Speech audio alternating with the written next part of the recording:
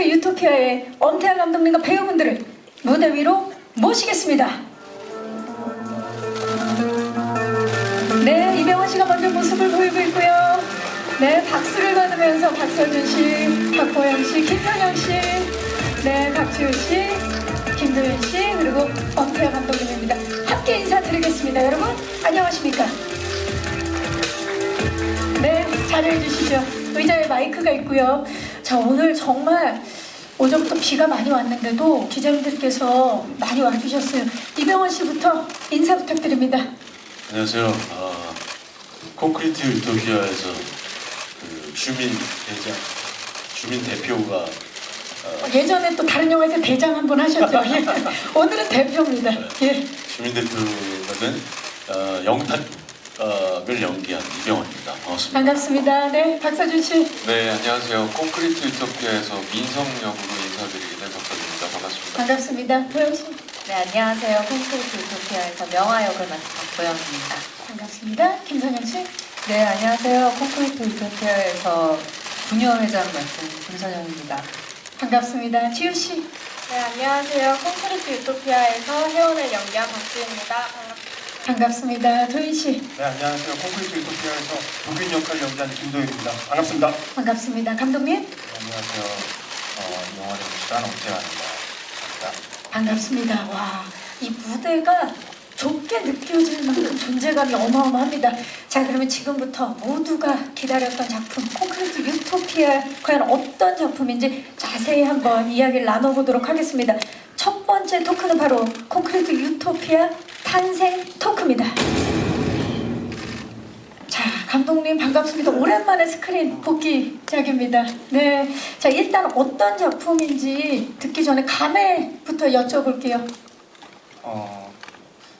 네, 제가 7년 만에 이제 영화를 내놓게 됐는데 정말 감회가 새롭다라는 표현 말고는 설명드릴 수 있는 말이 없는 것 같습니다. 콘크리트 유토피아 어떤 작품인지 소개 부탁드립니다. 제가 한 4년 전쯤에 레진 코믹스라는 곳에서 유쾌한 왕따라는 작품을 처음 봤고요. 그 작품의 2부인 유쾌한 이웃이라는 작품이 있는데 이렇게 대재난이 일어나서 대지진이 일어나서 서울 근방에 많은 건물들이 거의 무너진 상태에서 어떤 아파트 한 채가 무너지지 않았다라는 설정, 그래서 그 아파트로 생존자들이 몰려든다는 설정의 웹툰이었는데 기존의 재난 영화들과 좀 다르게 느낀 지점은 그 배경이 아파트라는 게 저한테는 되게 흥미롭게 다가왔고, 제가 뭐 태어나고 자란 곳이 아파트이기도 하고 한국 사람들이라면은 아파트라는 게 정말 친숙하고 익숙한 공간이잖아요. 그래서 이런 극한의 상황 속에서 가장 저희한테 친숙한 공간 내에서 어떤 일이 벌어질까, 그런 상상들을 하면서 이야기를 좀 더 각색해봤고요. 그 안에 이제 사는 인물들이 많이 나오는데, 여기 이제 계신 배우분들이 분한 캐릭터들이 많이 나오는데, 그 많은 캐릭터들을 보면서 관객분들이 나랑 비슷한 사람이 누군지를 좀 찾아보고 내가 감정이입할 수 있는 사람은 누굴까를 좀 선택하면서 볼 수 있는 재미도 있는 그런 작품입니다. 네, 저 우리에게는 너무나 친숙한 아파트, 그리고 대재난에 폐허가 됐는데 아파트 하나만 살아남았을 때 그때 여러 인간 군상들이 어떤 모습을 보일지 우리 엄태하 감독님만의 또 작품으로 탄생을 했습니다. 더욱 기대되는 부분이고요. 이병헌 씨, 콘크리트 유토피아에서 거대한 재난 이후에 생존 위기에 맞닥뜨린 그런 캐릭터를 맡으셨는데, 전작도 이제 재난 소재가 있었고 다양한 재난 소재 작품들이 있는데 이 콘크리트 유토피아만의 매력이 뭘까요? 차별화된 매력. 굳이 장르를 따지자면 좀 재난 영화라고 얘기할 수가 있나라는 생각이 들 정도로 이 영화는 보통의 재난 영화라면 재난이 계속 진행이 되고 영화가 끝날 때까지 재난이 주인공이 되는 그런 영화들이 대부분이겠지만, 이 영화는 재난이 벌어지고 그 이후에 사람들이 과연 어떻게 버텨나가고 어떻게 또 그 안에서 서로가 소통하며 상황을 이겨내려고 애쓰며 살게 되는지 그런 영화이기 때문에 저는 좀 오히려 휴먼 혹은 블랙 코미디 이런 쪽이라고 생각을 해요. 그런 부분이 굉장히 큰 재난 영화랑 좀 다른 부분이 아닐까 생각이 들어요. 맞아요. 큰 차별점이자 또 매력 포인트가 아닐까 싶습니다. 자, 박서준 씨는 예고편, 저희가 이제 방금 전에 티저 예고편을 봤는데 예고편만 봐도 서준 씨의 전작들과는 굉장히 결이 다른 그런 모습이 아닐까 싶은데 이번에 어떤 새로운 모습 기대해봐도 좋겠습니까? 콘크리트 유토피아에서. 말씀하신 대로 이번 역할 자체도 제가 그동안 했던 작품의 역할들과 또 많이 다른 결이 있는 것 같고 또 이 안에서 또 굉장히 많은 감정의 변화를 표현할 수 있는 인물이었어요. 그래서 굉장히 흥미로웠고 이 말에 앞서 사실 콘크리트 유토피아를 제가 꼭 하고 싶다라고 느꼈던 이유는 네.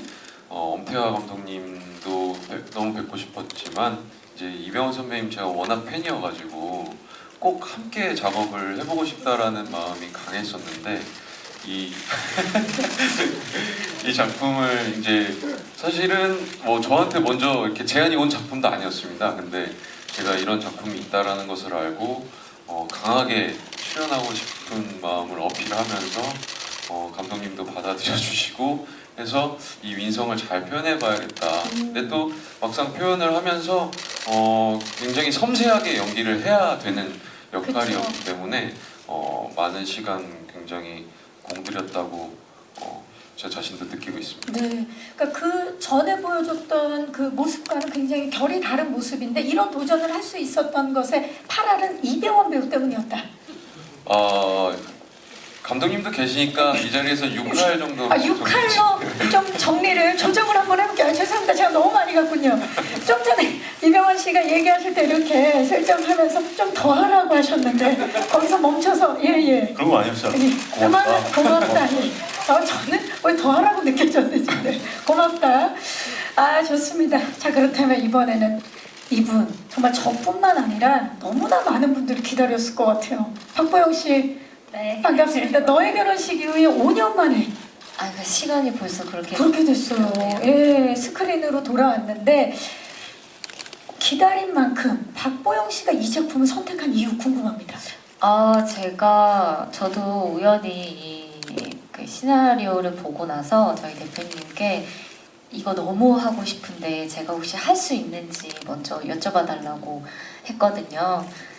근데 저희 대표님께서 되게 조심스럽게 이거 병원이 형도 할 수도 있어 네? 이렇게 하시더라고요. 그래서 저도 서준 서준 씨랑 똑같이 그럼 이건 진짜 꼭 더 해보고 싶다라는 생각을 하게 됐고요. 그리고 제가 그 전에도 인터뷰 때 되게 많은 얘기를 했었는데 다른 장르, 다른 모습을 좀 보여주고 싶은 게 있었어요. 근데 이거는 제가 지금까지 했던 연기랑은 조금 다른 모습을 보여드릴 수 있을 것 같아서 그거에 대한 욕심도 좀 컸었던 것 같습니다. 아무래도 갈증이 있었기 때문에. 자 박서준 씨가 6할이라고 정리가 됐는데 우리 박보영 씨는 그러면 저는 일단 시나리오가 5할, 5할이고 병원 선배님이 5할. 반말 시나리오와 이병헌 씨가 5할로. 자 이렇게 되면 지금 김선영 씨가 나 어떡하지 그러면서 지금 그 질문 드릴 예정이 없었는데 김선영 씨 최근에 정말 다양한 캐릭터 행보를 이어가고 계시는데 이번에 콘크리트 유토피아에서 부녀회장 금해로 변신을 하셨어요. 이 금해 어떤 매력에 끌리셨나요? 네, 먼저 저는 8월 정도고요. 안 되겠다 오늘 다 가야겠네요. 이병헌 씨가 8할이다. 질문이 뭐였죠? 부녀회장 금해 어떤 매력에 끌리셨나요? 캐릭터를 안 보고 그냥 하신 거예요? 이병헌 선배님 하신다 그래가지고 그럼 그거 해야죠. 제가 언제 만날지 모르는데 이게 마지막일 수도 있어요. 그런 마음에 이병헌 씨 이쯤 되면 이제 저를 가지고 약 올리는 거. 이거 제가 먼저 하려고 그랬는데 박서준 씨가 먼저 하신 거예요. 진짜 그런 마음으로 네. 자 그렇다면 캐릭터 이야기는 나중에 할까요? 이게 안 해도 될 것 같아요. 그 정도로 나는 캐릭터에 끌리고 자시고가 없었다. 그냥 이병헌 씨와 함께 한다 그래서 무조건 한다 아, 했다. 무조건 해야죠. 아 무조건이다. 그럼요. 아 선배님 잘 부탁드립니다. 자 우리 또 주민 대표시기도 하고 예 진짜 그 캐스팅에 이 90점이기도 했다라는 생각이 지금 이야기를 나누면서 듭니다. 박지우 씨 작은 아씨들에서 정말 당찬 막내 모습으로 큰 사랑을 받았는데 이번 작품에서도 보니까 굉장히 시크한 매력이 돋보이는 것 같아요. 시나리오 처음 받고 첫인상 어땠나요, 혜원?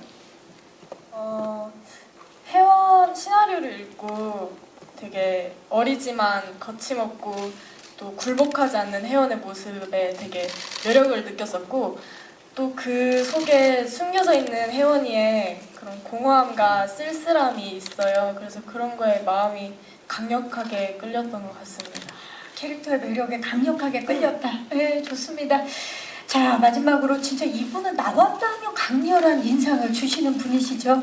김도윤 씨, 전작인 뭐 지옥, 반도, 곡성 못지않게 이번 작품에서도 극한의 상황에 내몰리는 그런 인물이에요. 이 김도윤 씨가 그동안 맡았던 그 역할 보면 다 항상 극한의 상황에 놓이게 되는 그런 인물이 많았는데 이전 그 캐릭터와 좀 비교를 해보신다면요. 이전에 했던 작품들은 이제 주로 사람과 사람이 아닌 사람들, 존재. 사람이 아닌 아니, 존재의 그 관계 속에서 온 극한이었다면 이번 콘크리트 유토피아는 사람과 사람들 사이에서는 관계에서 오는 극한 상황이었던 것 같습니다. 네. 과연 사람이 아닌 존재와 대항하는 것과 사람과 대항하는 것 과연 어떤 게 더 무서울지 그쵸? 또 이야기를 들으니까 궁금해집니다. 자 이야기를 들을수록 이분들이 연기한 콘크리트 유토피아 속의 황공 아파트 주민분들 과연 어떤 인물일지 궁금하지 않으십니까? 그래서 저희가 영상을 하나 입수했습니다. 입주민 명단 영상 만나보시죠. 대로 표현할 수가 없는 범상치 않은 캐릭터들의 총집합이다 이런 생각이 드네요. 이 인물들이 황공 아파트에 지금 모여 있습니다. 어떤 이야기를 만들어낼지 더욱 궁금한데요. 자, 그래서 준비한 두 번째 토크는 바로 콘크리트 유토피아 입주 토크입니다. 자, 캐릭터별로 스틸을 보면서 이야기를 나눠보도록 하겠습니다. 자, 가장 먼저 황공 아파트 902호에 거주 중인 영탁의 스틸입니다. 네, 와. 이병헌 씨. 아니 정말 이병헌 씨는 정말 특이하게 어떤 작품이든 그냥 거기에 계시는 분 같은 그런 힘을 가지고 계신 분인데 진짜 황공 아파트 주민 같은 모습으로 특히 헤어스타일이 굉장히 지금 눈에 띄고 있습니다. 영탁만의 스타일 어떻게 탄생이 된 겁니까? 아파트에 저런 주민이 없을 것 같은데요? 아니 그러니까 뭐 위기의 상황에서는 예. 금치산자 같은 느낌. 그렇죠. 극단적인 상황이기 때문에 점점 저렇게 변해가는 예. 변해가는 그런 어떤 모습들 중에 아마도 많이 변한 모습의 지금 모습인 것 같아요. 지금 헤어스타일도 그렇고 이번 모습을 어떻게 탄생하게 된 건지. 그럼 주로 이제 그 촬영을 시작하기 전에 이제 캐릭터의 겉모습을 우리가 만들어 나갈 때 분장팀 혹은 의상팀하고 같이 얘기를 하잖아요. 근데 그게 논리적으로 이렇기 때문에 헤어스타일이 이래야 된다라는 건 없어요. 이렇게 저렇게 변형시키다 보면 왠지 영탁이가 이런 모습일 것 같다라는 걸 찾아가는 거죠. 굉장히 머리카락이 굵고 뻗쳐나가는 스타일의 그런 성질을 가진 그런 사람들 있잖아요. 그런 모습을 좀 표현해내려고 분장팀하고 계속 한번 이렇게 저렇게 해봤던 거예요. 그래서 머리가 계속 그냥 이렇게 좀 자랐을 때 그냥 옆으로 그냥 계속 퍼져나가고 숱도 많고 아주 두꺼운 헤어스타일이고 약간 M자 같은 모습도 M자가 시작되는 것 같은 모습도 그런 있고 느낌으로 그런 느낌이 적용시키니까 이게 영탁이 아닐까? 약간 이런 어떤 서로 동의하에 저런 모습으로 결정을 해서 이제 촬영을 시작을 했죠. 그러니까 지금까지 필모사상 처음 보는 또 스타일이 아닐까 싶어요. 저도 처음 알고 그렇죠. 예, 이 모습을 우리 방범대원, 예, 우리 박서준 씨와 분녀 회장 김선영 씨가 보셨을 때 어떠셨나요? 함께 하시면서. 사실 이제 대표님이 되시니까 대표라 하면 뭔가 이렇게 신뢰가 가는 위험이 있고. 그런 네. 느낌이잖아요.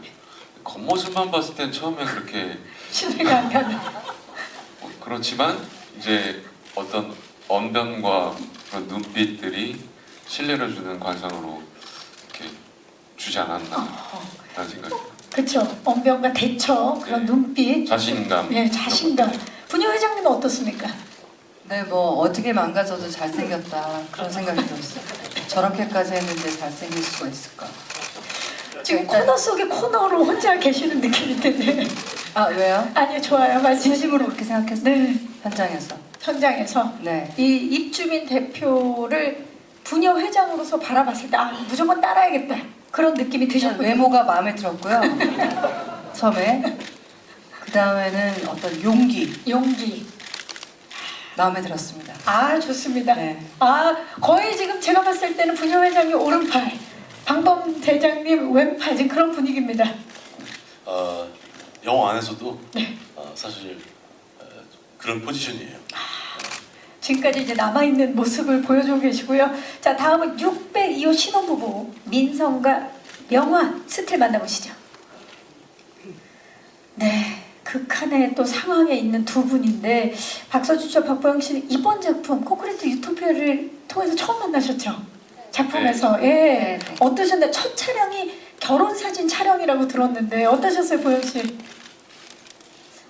처음 안녕하세요 하고 웨딩드레스를 입고 같이 촬영을 해야 되는데 이게 굉장히 다정해 보여야 되잖아요. 그쵸. 그날 결혼을- 처음 뵈가지고 어디까지 해야 되는지 손을 올려도 되는지 그렇게 보여야 하는데 신뢰가 되진 않는지 그런 고민을 좀 했는데 첫 촬영이 웨딩 촬영이어서 그런지 그날 촬영하고 그래도 다음에는 되게 좀 급속도로 가까워지고 좀 편한 느낌이 들었던 것 같아요. 그래서 좀 다행이라고 생각했어요. 맞아요.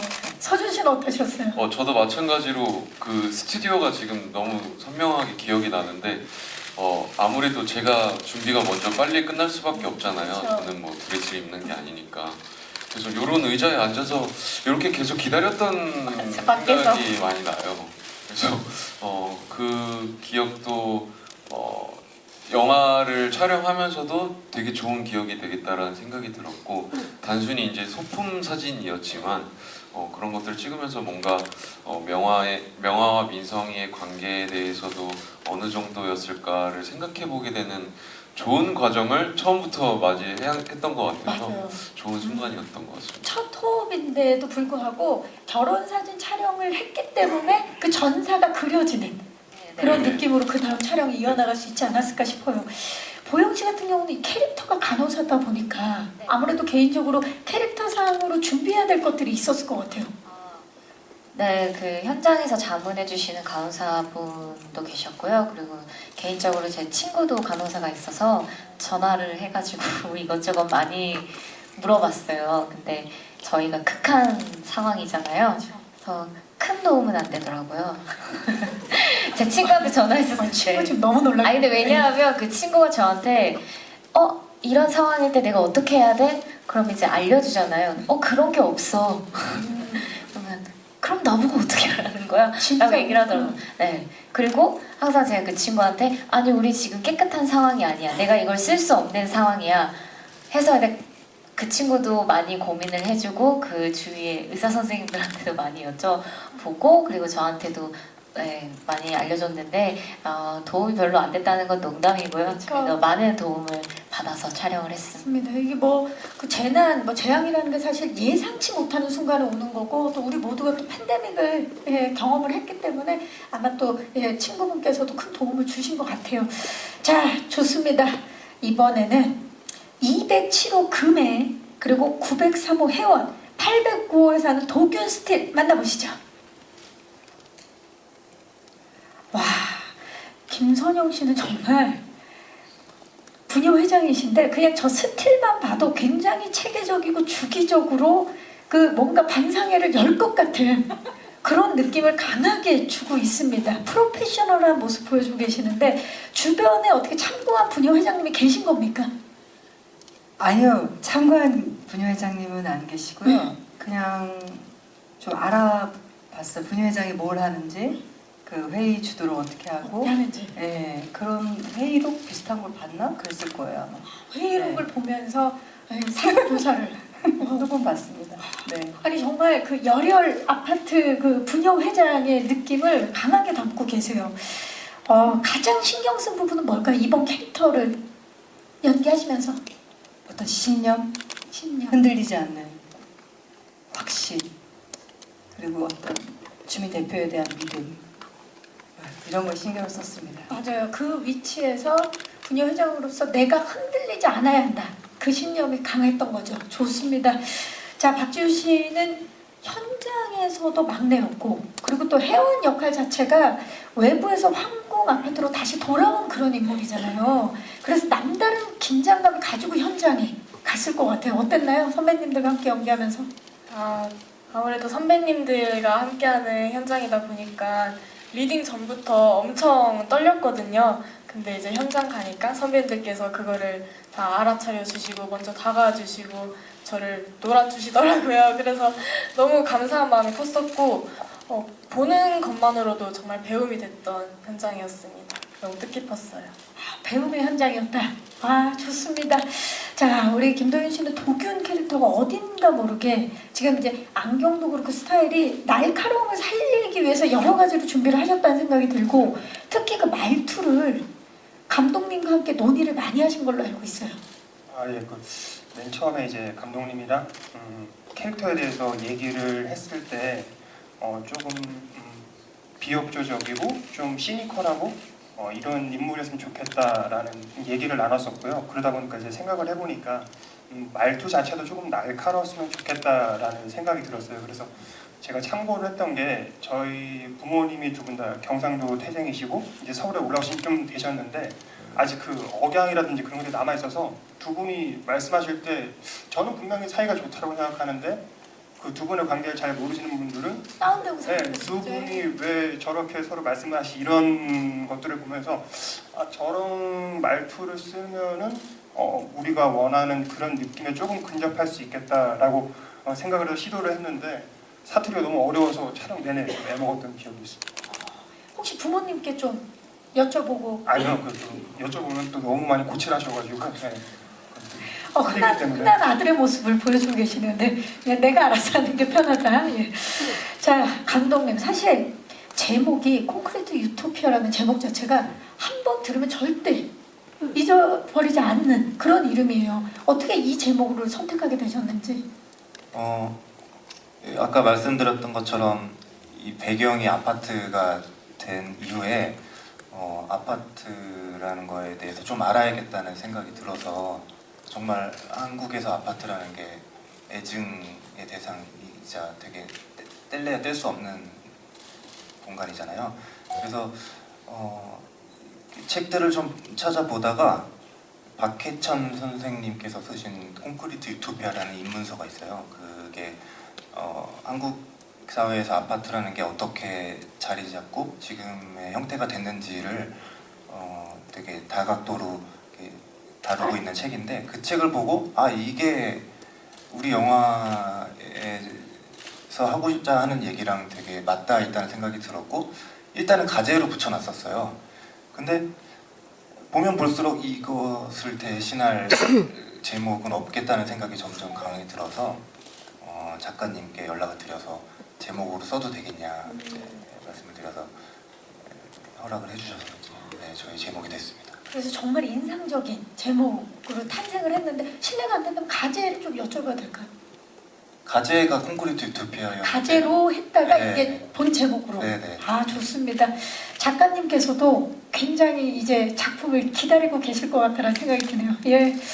자, 좋습니다. 이렇게 이분들이 함께했던 입주민들이 함께했던 그 뜨거웠던 현장도 기자님들 많이 궁금하실 것 같아요. 그래서 준비해봤습니다. 황궁아파트 입주기록 영상 만나보시죠.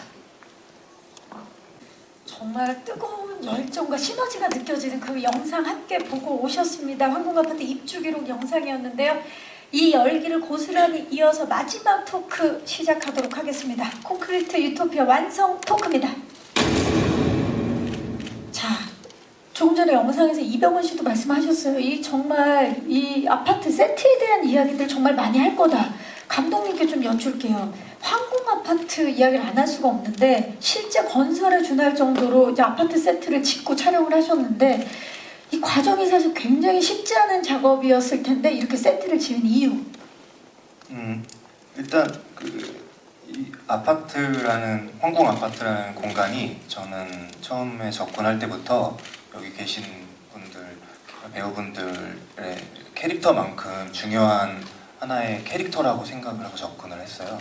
그래서 제가 머릿속에 생각하는 아파트를 구현하기 위해서는 실제로 이제 기존에 있는 아파트에서 촬영하는 여건도 힘들 뿐더러 여러 가지 조건상 만드는 게 낫겠다라는 생각이 들어서 처음부터 그렇게 계획을 했고 저기 외관뿐만이 아니라 저기 내부들도 이제 만들 때 어떤 식으로 접근했냐면 여기에 사는 사람이 등장하지 않아도 어떤 사람이 사는지 알 수 있게 하는 게 목표였어요. 그래서 그것을 이제 미술 감독님과 논의를 많이 했고 잘 구현됐다고 생각합니다.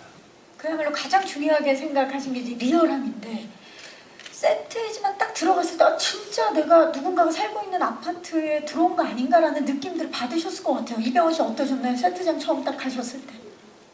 전 원래 있는 아파트라고 생각을 했어요. 그 정도로 그냥 우리가 흔히 볼 수 있는 그런 아파트의 주차장과 건물이어서 이게 원래 아파트를 3층까지만 부시고 우리가 그걸 쓰고 있는 건가라는 생각이 들 정도로 그냥 똑같은 아파트예요. 그래서 와 이렇게까지 해야 되나? 그러니까 왜냐하면 그런 거를 짓기 위해서 얼마나 많은 시간과 고생들을 했겠어요. 뭐 당연히 제작비도 그렇고. 그래서 이렇게까지 한 거 보니까 진짜 엄청 리얼한 것에 대해서 신경을 많이 쓰셨구나라는 생각이 들었죠. 놀랐어요 많이. 그야말로 압도당하는 그런 세트장이었던 것 같은데 박보영 씨는 제가 이제 듣기로는 정말 세트장을 내 집처럼 다니신 걸로 소문이 나 있더라고요. 너무 진짜 신기해서 계단으로도 막 다 올라가보고 문도 막 다 열어보고 저기에 붙어있는 저 디테일한 메모들도 보는 재미가 있었거든요. 어떤 거랑 교환할 사람 찾습니다. 내지는 뭐 어떤 누구를 찾습니다라든지 다양한 그 메모에도 다 디테일들이 들어가서 하나하나 찾아가는 재미가 있었어요. 602호 내부는 어땠어요? 딱 가자마자. 602호에 저희가 첫 촬영 때 했었던 웨딩 촬영부터 그동안 공무원 붙었을 때 우리가 같이 찍었던 사진 뭐 이런 모든 것들이 다 있어서 하나하나 보면서 다시 저희의 그 전사를 꼬시고요. 그리고 여기가 참 귀여운 신혼부부가 사는 집이구나라는 게 물씬 너무 느껴져서 정말 저는 너무 편안하게 잘 있었던 것 같아요. 그런 디테일들을 정말 제작진들이 너무나 열심히 살려주셨는데 황궁 아파트를 사실 누구보다 속속들이 잘 알고 계시는 분이 이분 아닐까요? 분유 회장님. 네. 분유 회장님으로서 이 아파트를 딱 봤을 때 이건 진짜 이 디테일은 진짜 대단하다. 인상 깊었던 것 좀 얘기해 주세요. 이 재난이 벌어지고 난 다음이잖아요. 네? 로비라고 그러나? 그 로비에 그게 이렇게 클로즈업을 할 것도 아닌데 여기 나와 있네요 사진이. 정말 그 미술팀이 진짜 리얼하게 뭐 건전지 2개랑 계란 하나 바꾸실 분 아니면 또 누구누구를 찾습니다. 그리고 너무 디테일한 사연과 그 재난이 벌어졌을 경우에 어떻게 이들이 서로 소통하는지가 게시판을 어마어마시. 저 그거 꽤 많이 읽었었어요. 너무 재밌어요. 와 그거 어떻게 다 썼지? 진짜 수천 장이었던 것 같거든요. 네, 저것뿐만이 아니라. 맞아요. 너무나 진짜 이런 상황이라면 이렇겠다라는 것을 네네. 구현을 해내신 거죠. 네네. 네.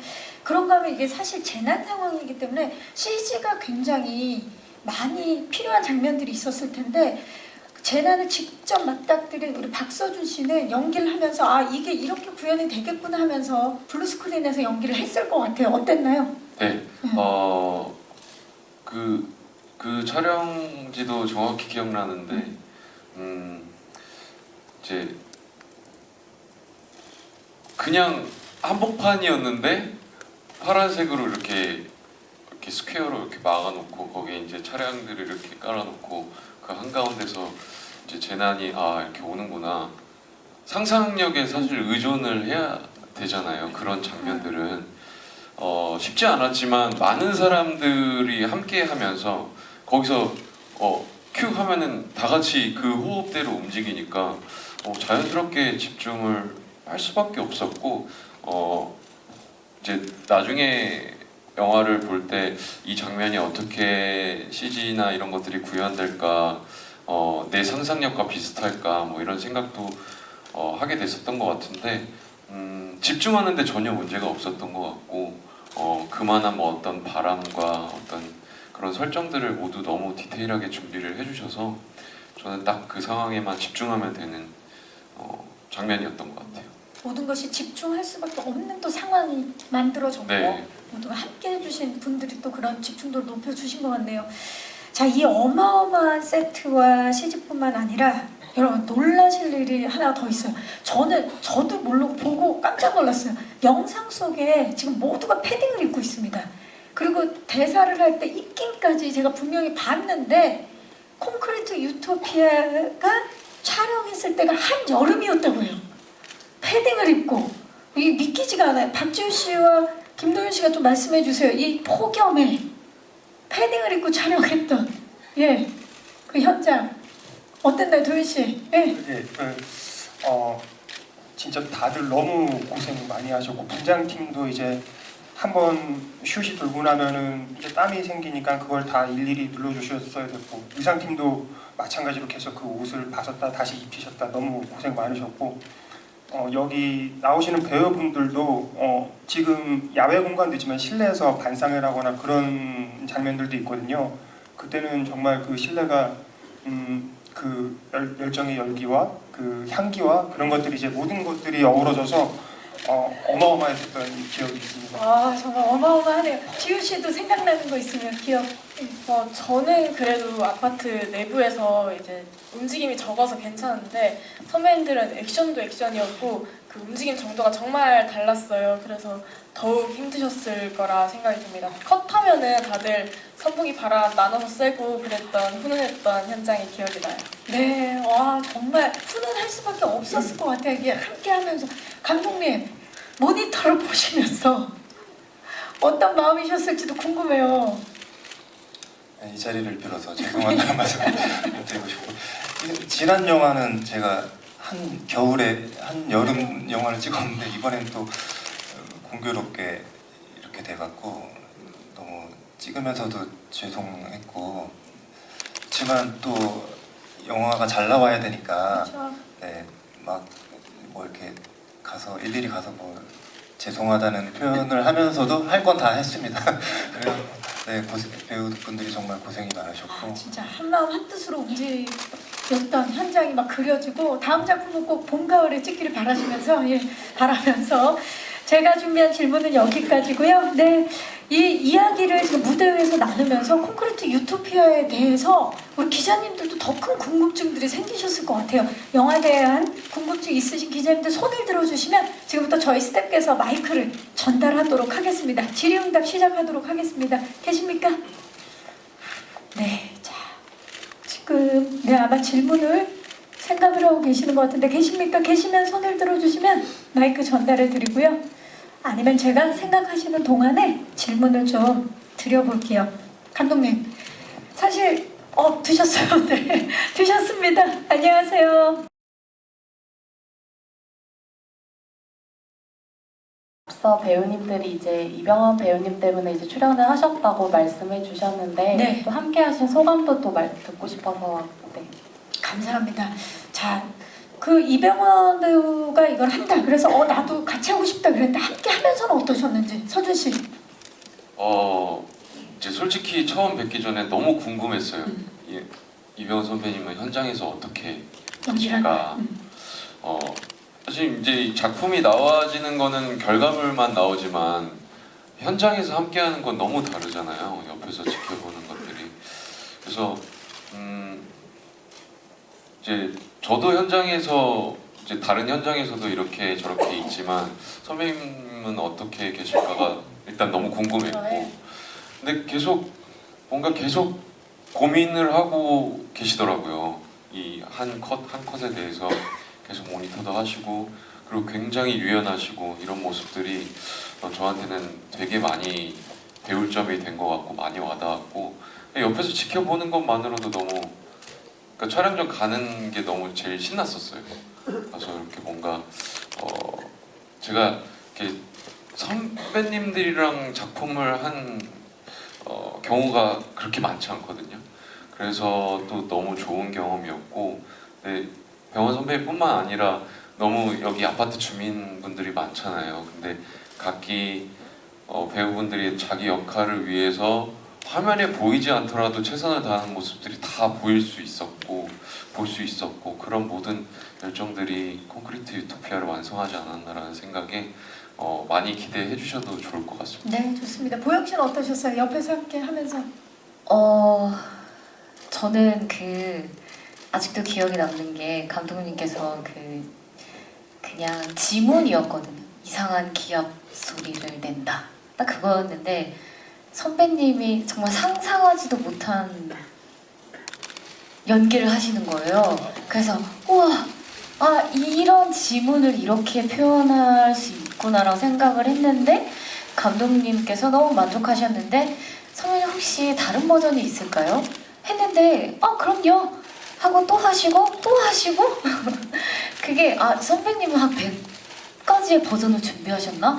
라는 생각이 들어서 그날 되게 많은 약간 좀 생각을 하게 됐고, 그리고 이게 앉아서 같이 얘기 잘 하시다가 이렇게 막 가서 연기하실 때 갑자기 막 분노에 차오르는 막 그런 눈빛을 해야 되는 연기가 있었어요. 근데 너무 앉아서 같이 농담하다가 선배님 이제 오실게요 해서 응 그래 로 갔는데 저 눈을 갈아 낀 줄 알았어요.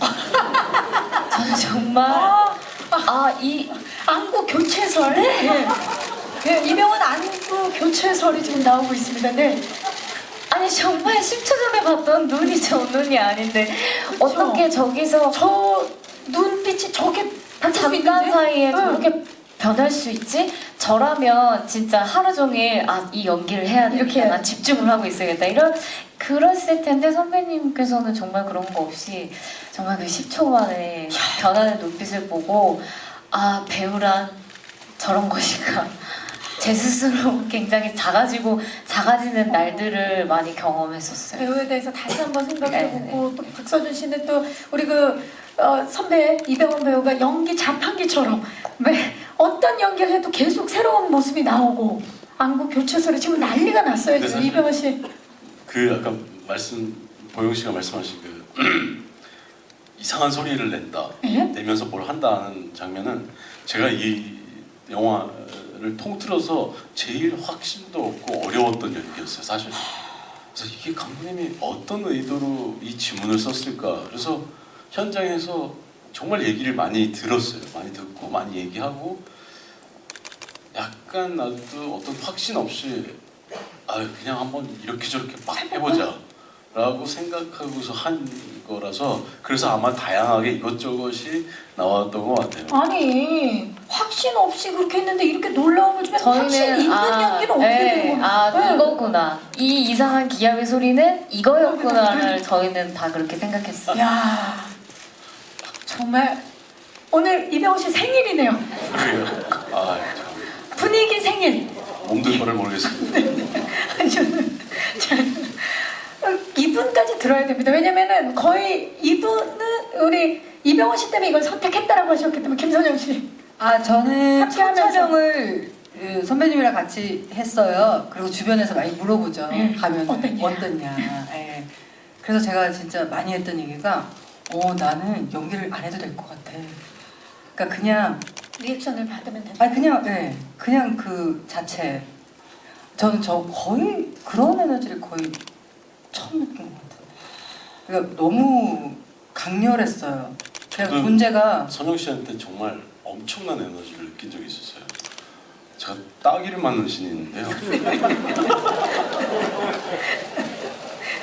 지금까지 제가 맞아본 30년 동안 연기하면서 맞아본 심지어 발차기보다도 더 세게 느껴졌어요. 약간 여기는 어딨지? 약간 잠깐 한 1초 정도 아 이게 순간 기절이라는 게 이런 거구나. 아니 근데 그 정도로 몰입이 다행히. 되게끔. 예. 다행히 그렇게 딱 했는데 표정 변화 없이 제가 꿋꿋하게 견뎠어요. 근데 아마 제 생각에는 정신이 나가서 표정 변화 없어요. 그때 듣고 이거는 근데 진짜 오케이겠다. 너무 리얼했거든요. 그래서 감독님이 오시더니 얼굴이 왜 그러세요? 그래서 아니 지금 딱이 맞느냐면서 한테 제대로 맞았다고 그랬더니 이거 그냥 안 때리고 안 맞아도 되는 앵글이었는데 그래서 그렇게 열심히 맞고 열심히 때렸는데 결국에는 그렇게 하지 않았어도 되는 장면이에요. 근데 얼마나 리얼했겠습니까? 저는 지금 영화를 기다리는 이유가 하나 더 생겼어요. 콘크리트 유토피아에서 김선영 씨가 이병헌 씨의 따귀를 때리는 씬에서 순간 이병헌 씨 영혼이 잠깐 이탈한. 그 디테일하게 그 순간적으로 디테일하게 보시면 이 동공이 이렇게 벌어졌다가 이렇게 보여지는 그 장면이 보일 거예요. 잠깐 순간 기절. 디테일한. 그 순간 여러분 기자님들 절대 놓치지 마시기 바라겠고요. 또 질문 있으신 기자님 계시면 손을 들어주시면 네 마이크 전달할게요. 안녕하세요. 네. 이병헌 배우님께 질문 드리겠는데요. 네. 아까 그 다른 재난 영화와는 좀 다르다고 매력을 느끼셨다고 말씀해 주셨는데 그 백두산이라는 재난 영화도 주연하셨고 그리고 바로 작년에도 비상선언이라는 항공 재난물에도 주연을 하셨잖아요. 그때 연기하셨던 캐릭터와 가장 다른 점이 무엇인지 그리고 이렇게 연달아 재난물을 하는 게 좀 어떻게 보면 대중들이 보기에는 또라는 반응이 있을 수도 있는데 좀 선택하시게 된 결정적인 이유가 궁금하고요. 그리고 이제 극 중에서 리더 역할이시잖아요. 근데 현장에서도 또 이제 후배들과 함께 하시는 현장이다 보니까 좀 선배로서 리더의 역할을 좀 어떻게 하셨는지도 궁금하네요. 다양한 질문을 해주셨어요. 일단 캐릭터로서 좀 다른 점. 네. 먼저 말씀을 드리자면 현장에서 제일 큰 형이고 뭐 선배라고 해서 어떤 리더십을 가지고 내가 잘 이끌어야 되겠다. 솔직히 현장에서는 좀 약간 제가 제 롤만 생각하는 그런 느낌이 저도 강한 배우라고 생각을 해요. 그래서 내 생각을 하느라고 뭔가를 내가 리더를 해야 되겠다, 뭘 이렇게 다 분위기를 만들어야 되겠다 이런 생각을 하면서 하지는 않았고요. 그냥 내가 맡은 롤을 최선을 다해서 해내면 되겠지라는 생각을 하고 그렇게 그냥 항상 어떤 작품이든 지금까지 해왔던 것 같고 아까 앞에도 말씀을 드렸지만 저는 이 영화가 재난 영화라고 생각지 않아요. 그러니까 재난이 눈에 보이기 때문에 일단 재난 영화로 생각을 하실 수도 있겠지만 이거는 정말 그 상황 속에 아파트라는 공간 한 공간만 해도 각양각색의 사람들이 살고 있죠. 그렇기 때문에 함께 우리가 이 아파트에서 살아남기 위해서 열심히 해보자고 아무리 단합을 해도 각자의 개성과 또 각자의 생각이 다르고 각자의 성향이 다르고 하기 때문에 그 안에 참 여러 가지의 이야기가 나오고 단합이 될 때도 있지만 또 분열이 될 때도 있고 또 인간의 어떤 이기심의 끝을 보는 경우도 있고 인간의 잔인함의 끝을 보는 경우도 있고 정말 상황 자체는 극단적인 상황이지만 개인 하나하나의 의견들이나 생각들과 행동과 이런 상황들은 굉장히 현실적이에요. 나는 그런 미묘한 지점들이 굉장히 재미있게 생각이 됐어요. 비상선언이라든가 백두산의 경우에는 극단적인 상황 속에서 극단적인 선택을 해야 되고 극단적인 뭐 이런 것들이 있지만 여기서는 약간 미묘한 그런 인간들 간의 그런 어떤 감정들도 있고 또 그 안에 웃음도 있고 저는 그래서 그런 부분에 있어서 굉장히 큰 차별화가 있다고 생각을 하고 블랙 코미디의 장르적인 성격이 아주 강한 그런 영화라고 생각을 해요. 네, 작품을 선택한 이유와 또 캐릭터의 차별점을 말씀해 주셨습니다. 또 질문 있으신 기자님, 네, 이번에는 저쪽 뒤쪽 왼쪽으로 가볼게요. 안녕하세요. 배우를 대표해서 이병헌 저 배우님하고 감독님께 질문 드리고 싶은데요. 어쨌든 코로나 끝나고 이제 다시 이제 한국 영화가 조금 뭐 살아날 기미가 보이기도 하고 또 한편으로는 좀 어려움도 있고 여러 가지 지금 상황이 공존하고 있는 것 같은데 특히나 이제 올해 여름 블록버스터에 대한 기대감들이 좀 있는 것 같습니다. 다른 영화와 좀 차별화돼서 꼭 콘크리트 유토피아를 극장에 와서 봐야 되는 이유가 뭔지 좀 설명해 주시면 좋겠습니다. 감독님께 먼저 여쭤볼까요? 네.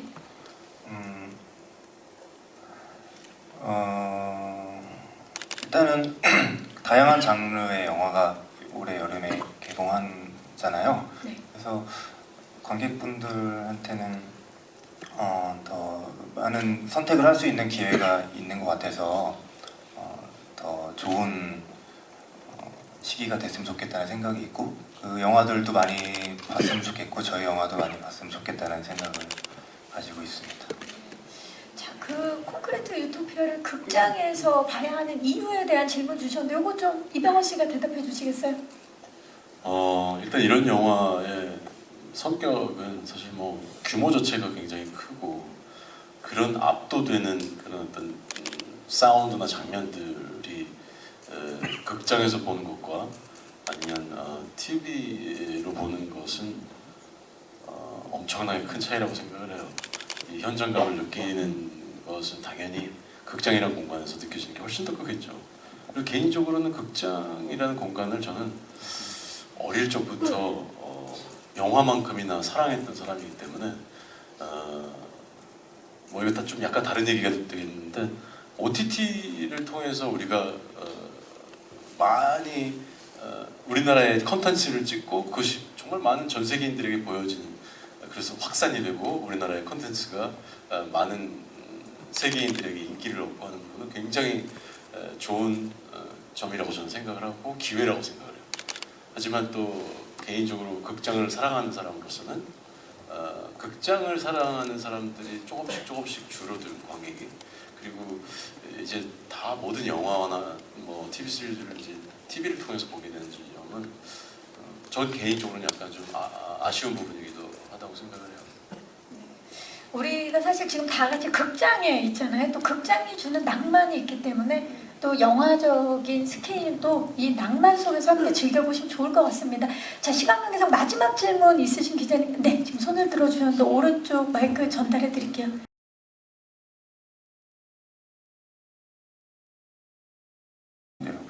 그 감독님 같은 경우는 이제 여기 나온 배우들이 사실 한 명만 나와도 되게 고마울 만한 상황인데 진짜 너무 화려하게 이제 갖춰졌거든요.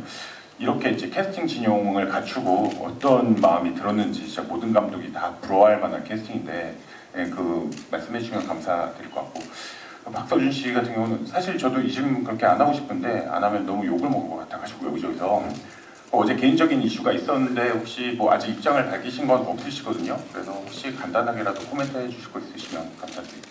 네, 먼저 감독님 캐스팅 완성되고 네. 어떠셨는지? 일단은 저 아까 서준 씨나 보영 씨나 다 선영 선배님이랑 말씀하셨던 것처럼 이병헌 선배님을 보고 하셨다고 하셨는데 이병헌 선배님을 잡으면 좋은 배우분들이 오지 않을까 그런. 그래서 가장 먼저 캐스팅을. 네.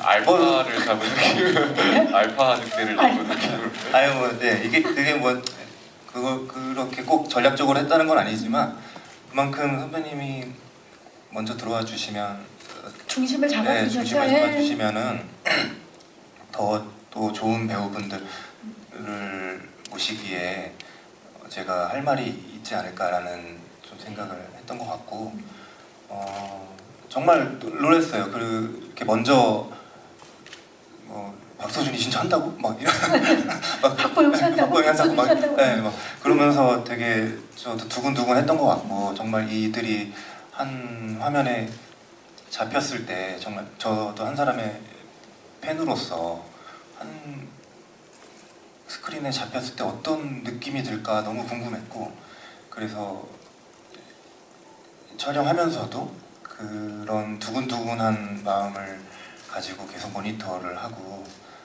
그랬던 것 같습니다. 네, 캐스팅 캐스팅이 딱 완성됐을 때 감독님 어떤 마음이셨나요? 대박이다. 대박이야라는 딱 네 글자 좋은데요.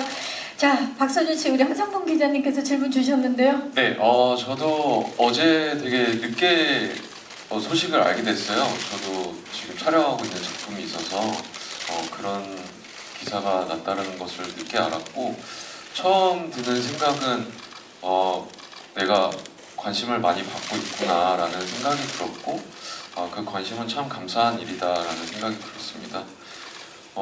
그러나 이제 저 같은 경우는 사실 사생활을 오픈하는 거에 있어서 조금 크게 부담을 느끼는 편이고, 개인적인 일이기 때문에 어떤 특별한 말씀을 드리기 조금 어려울 것 같고요. 그보다는 오늘 콘크리트 유토피아로 또 공식적인 첫 일정이기 때문에 이 영화에 많은 관심을 가져주셨으면 하는 바람입니다. 네, 감사합니다. 우리 또 박서준 씨가 어떤 연기 변신을 했는지 콘크리트 유토피아 속에서 또 기대를 해보도록 하겠습니다. 질문해주신 기자님들 진심으로 감사의 말씀 드리겠습니다. 자, 그러면 이제 포토타임을 앞두고 끝인사를 드려야 되는데요. 우리 엄태아 감독님부터 끝인사 부탁드립니다. 네. 극장에 온다는 것 자체가 되게 티켓값뿐만이 아니라 시간과 뭔가 에너지를 소비하는 일인데, 제가 이 영화가 좀 후반 작업이 길었거든요. 그래서 정말 수백 번을 여러 번 봤어요. 근데 그만큼 드리는 제 장인 정신으로 거의 영화를 만들었고요. 봐도 재밌더라고요, 저도. 그래서 관객분들도 꼭 극장에서 보시면은 좋을 영화니까 꼭 극장에서 와주시면 감사하겠습니다. 네, 감사합니다. 김도현 씨. 더운 여름에 시원한 극장에서 보시기에 너무나도 적합하고 훌륭한 영화라고 저는 개인적으로 생각하고 자부하고 있습니다. 그러니까 많이들 찾아주셔서 극장에서 관람을 해주셨으면 정말 감사드리겠습니다. 네, 감사합니다. 주 씨. 네, 콘크리트 유토피아 코로나 무더위 상황에서 선배님들 따라서 정말 재미있게 촬영한 작품인데요. 이게 또 기자님들이 기사를 예쁘게 써주셔야 많은 분들이 보실 것 같다는 생각을 하기 때문에 예쁘게 기사 써주시고 많이 기다려주시고 기대해주시면 감사하겠습니다. 감사합니다. 감사합니다. 김도현 씨. 네, 이렇게 좋은 작품에 함께 참여할 수 있었던 것이 너무 감사합니다. 오늘 와주셔서 감사합니다. 네, 시간 내주셔서 너무 감사드리고요. 저는 개인적으로 저희 영화를 보실 때 나라면 이 많은 등장인물 속에서 누구일까? 라고 생각하시면서 보시는 것도 좋은 포인트가 될 수 있을 것 같습니다. 저희 영화 많이 기대해주세요. 감사합니다. 박서준 씨. 네, 오늘 이렇게 공식 일정을 딱 하게 되니까 저 역시도 촬영했던 순간들, 촬영 전부터 많은 순간들이 기억에 많이 남는 것 같아요. 제가 느꼈던 어떤 흥분과 극장을 찾는 낭만을 여러분들이 직접 극장을 찾아주셔서 이렇게 아까 선배님 말씀하신 대로 풍만한 사운드와 여러 가지 재미난 장면들을 극장에서 꼭 확인해 주시면 너무 좋은 시간이 되실 것 같고 그만큼 굉장히 자신 있는 또 작품이기 때문에 꼭 극장 찾아주셨으면 좋겠습니다. 네, 이병헌 씨. 아까 장난처럼 저 때문에 영화를 결정했다고 했는데, 저는 여기 계신 배우분들하고 처음으로 만나서 연기를 해요.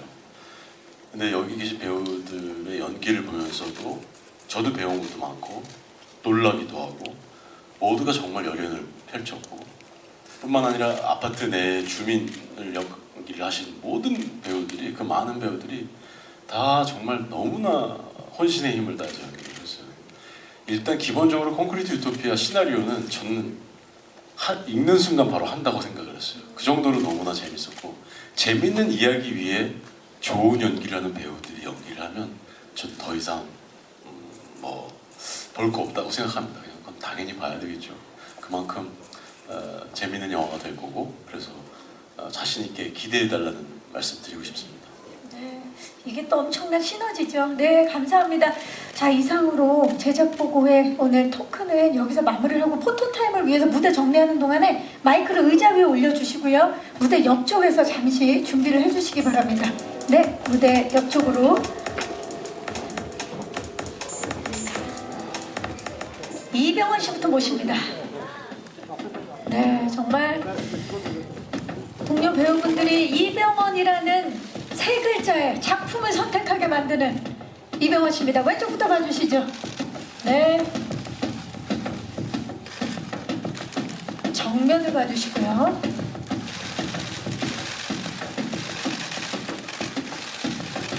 오른쪽을 봐주시기 바랍니다.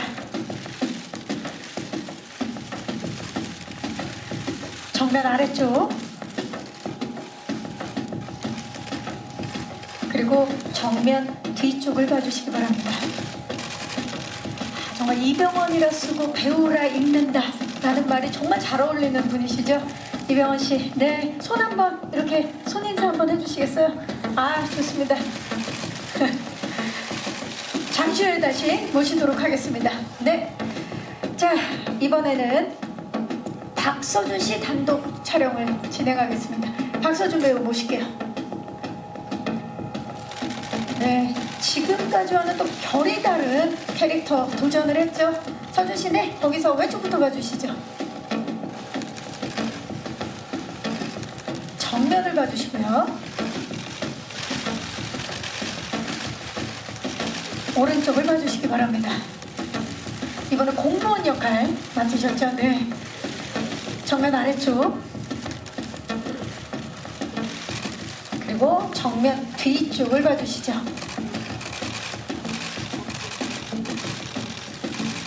네, 잠시 후에 다시 모시도록 하겠습니다. 네, 자, 오랜만에 스크린에 돌아온 우리 박보영 배우를 모실게요.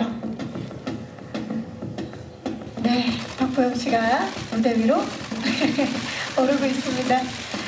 정말 그동안 다양한 작품에서 사랑스러운 보영 씨를 보여주셨는데, 네, 거기 좋습니다. 왼쪽부터 봐주시죠. 이번에는 재난에 맞닥뜨릴 역할, 또 어떤 연기 변신될지 더욱 기대가 됩니다. 오른쪽을 봐주시고요. 정면 아래쪽, 정면 뒤쪽을 봐주시죠. 네, 아, 정말 보기만 해도 같이 따라 웃게 되는 우리 보영씨. 하트 한번 보여주시겠어요? 네. 네, 사랑스러운 우리 보영씨. 잠시 후에 다시 모실게요. 네. 자, 이번에는 저는 정말 예고편을 보고 이분이 정말 부녀회장이 아닐까 순간적으로 생각을 했어요. 김선영 배우 모십니다. 네, 정말 어떤 작품이든 예, 그 작품의 씬을 훔치는 우리 김선영 배우죠. 좋습니다. 왼쪽부터 가주시죠. 정면을 봐주시고요.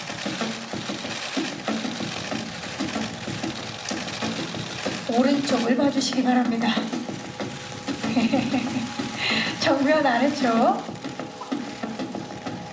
정면 뒤쪽을 봐주시기 바랍니다. 전작도 또 아파트와 관련이 있는 작품인데 이번에 또 완전 다른 모습이세요. 네, 대단합니다. 잠시 후에 다시 모시도록 하겠습니다. 네, 자, 이번에는 귀엽고 사랑스러운 우리 막내 박지우 배우를 무대로 모실게요. 네, 박지우 배우는 항공아파트로 다시 돌아온, 네, 한 발 뒤쪽으로, 예, 한 발만 뒤쪽에서 살짝 저쪽으로. 네, 좋습니다. 거기입니다. 왼쪽부터 봐주시죠.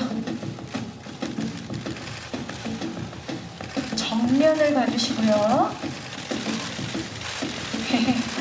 오른쪽을 봐주시죠. 늘 당찬 매력으로 예, 사랑받고 있는 박지후 배우입니다.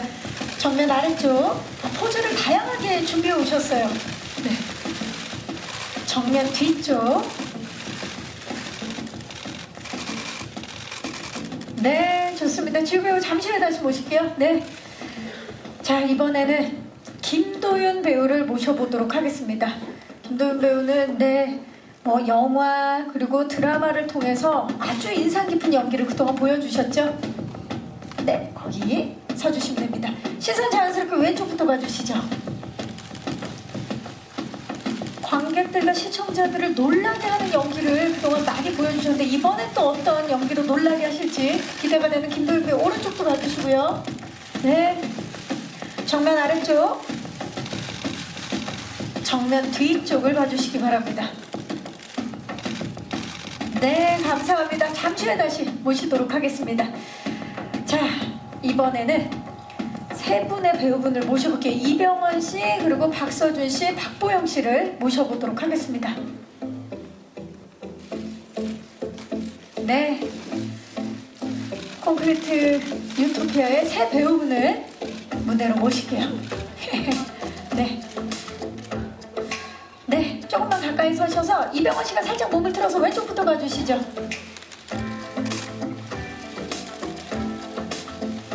정면을 봐주시고요. 박서준 씨가 몸을 살짝 들어서 오른쪽을 봐주시죠. 진짜 세 분 모두 한 분 한 분이 다 극을 이끄시는 분들인데 이 세 분이 함께하는 콘크리트 유토피아입니다. 정면 아래쪽.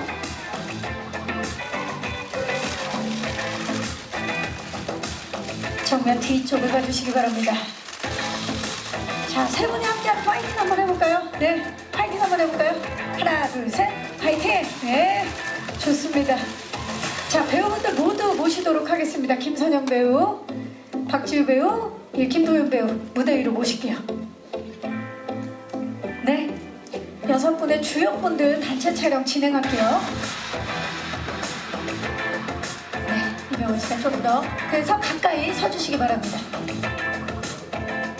네, 좋습니다. 이병헌 씨 몸을 살짝 틀어서 왼쪽부터 봐주시고요. 네, 손도 정면 봐주시고요.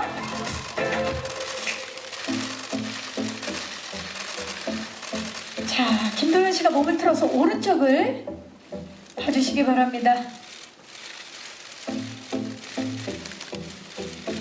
정면 아래쪽. 네, 우리 지우 씨가 지금 하트를 했는데 다 같이 해볼까요? 하트를. 네. 어떤 하트든 좋습니다. 네, 손하트, 스몰하트. 그 상태로 시선 오른쪽.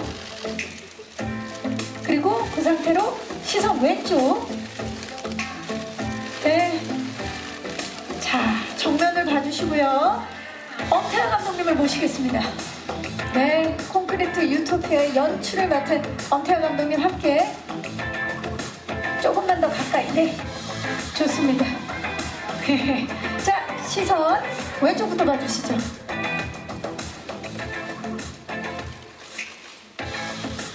자, 그리고 정면 봐주시고요. 우리 감독님 몸을 살짝 틀어서 오른쪽을 봐주시기 바랍니다. 네, 정말 보기만 해도 벅차네요. 정면 아래쪽. 자, 이제 정면을 봐주시고요. 제가 콘크리트 유토피아를 외쳐 파이팅을 외쳐주시기 바랍니다. 콘크리트 유토피아 파이팅! 네, 이것으로 포토타임을 마치겠습니다. 고맙습니다. 엄태아 감독님과 배우분들 부대 아래쪽으로. 네, 감사합니다.